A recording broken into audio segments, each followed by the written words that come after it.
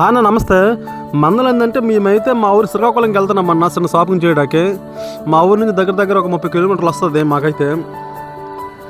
పోతా ఉన్నాము. ఈ ఎండ అయితే చిన్నగా కాయట్లేదు అవి. ఏంది ఎండ అసలు? ఇదే ఫస్ట్ ఎంట్రన్స్ శ్రీకాకుళం.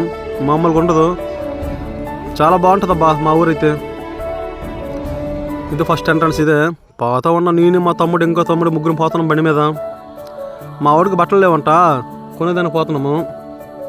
చూడండి అటువైపు ఇటువైపు చుట్టూ మొక్కలు వేస్తున్నారు. రోడ్డు కూడా చాలా బాగుంది.